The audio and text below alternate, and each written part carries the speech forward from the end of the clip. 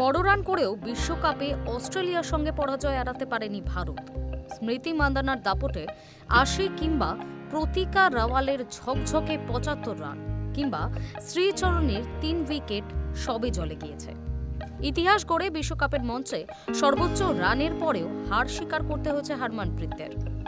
ভারত অধিনায়কের মতে ৩০ থেকে ৪০ রান কম করেছেন তারা। ম্যাচ পরবর্তী সাংবাদিক সম্মেলনে ভারত অধিনায়ক বলেন, অস্ট্রেলিয়ার বিরুদ্ধে আমরা যেভাবে শুরু করেছিলাম তাতে আমাদের আরও ৩০ থেকে ৪০ রান করা উচিত ছিল। শেষ ৬ থেকে ৭ ওভারে আমরা বারবার উইকেট হারাতে থাকি। ব্যাট করার জন্য দারুণ একটা পিচ ছিল, কিন্তু আমরা তা কাজে লাগাতে পারিনি। শেষ ৬ ওভারে আমাদের ব্যাটিং ভেঙে পড়ে, এখানেই আমরা পিছিয়ে পড়ি। হারমানপ্রীতের সংযোজন, ওপেনাররা দুর্দান্ত শুরু করেছিল, সেই কারণেই বড় রান তুলতে পেরেছি। আমরা ভালো খেললেও শেষের দিকে খেই হারিয়ে ফেলেছি। আগের ৩টি ম্যাচে আমাদের মিডল অর্ডার সেইভাবে রান করতে পারেনি।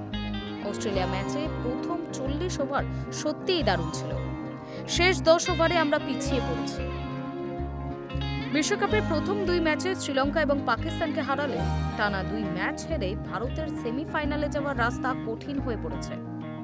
এরপর ইংল্যান্ড, নিউজিল্যান্ড এবং বাংলাদেশের মুখোমুখি হবে ভারত। প্রত্যেকটা ম্যাচই সেমিফাইনাল ধরে নিয়ে খেলতে হবে ভারতীয় দলকে। ভারতীয় অধিনায়ক আরও বলেন, এমন হতেই পারে, তবে প্রত্যাবর্তনের লড়াই চালাতে হবে। পরের ২টি ম্যাচ খুবই গুরুত্বপূর্ণ। অসাধারণ বল করেছে শ্রীচরণী।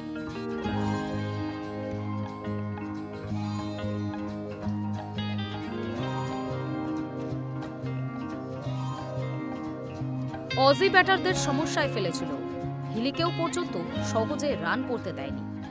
আরও সাফল্য এনে দেবে বলেই প্রত্যাশা। এখন কয়েকদিনের ছুটি রয়েছে, আশা করি বিশ্রাম নিয়ে আরও তরতাজা হয়ে ফিরতে পারব। ৪১ রানে ৩ উইকেট নিয়েছেন চরণী। বিশ্বকাপে ভারতের পরবর্তী ম্যাচ ১৯ অক্টোবর রবিবার, প্রতিপক্ষ ইংল্যান্ড।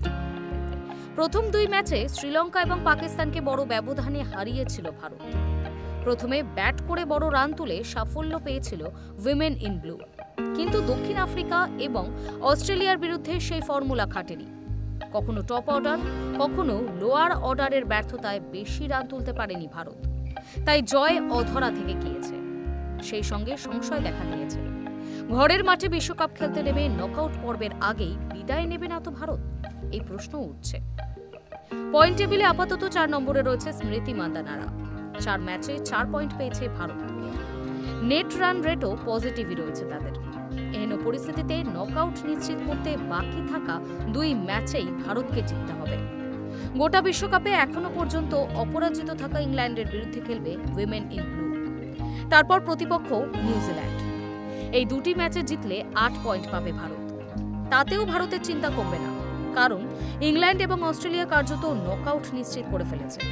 বাকি ২টি জায়গার জন্য ভারতের প্রবল প্রতিপক্ষ দক্ষিণ আফ্রিকা। কিন্তু প্রোটিয়াদের অপেক্ষাকৃত সহজ প্রতিপক্ষের বিরুদ্ধে খেলতে হবে, সেখানে ভারতের সামনে রয়েছে কঠিন চ্যালেঞ্জ। এহেন পরিস্থিতিতে ইংল্যান্ড ম্যাচটি মরণ বাছনের। ওই ম্যাচে জিততে না পারলে সেমিফাইনাল স্বপ্নে কার্যত দাঁড়ি পড়ে যাবে। Hi News network.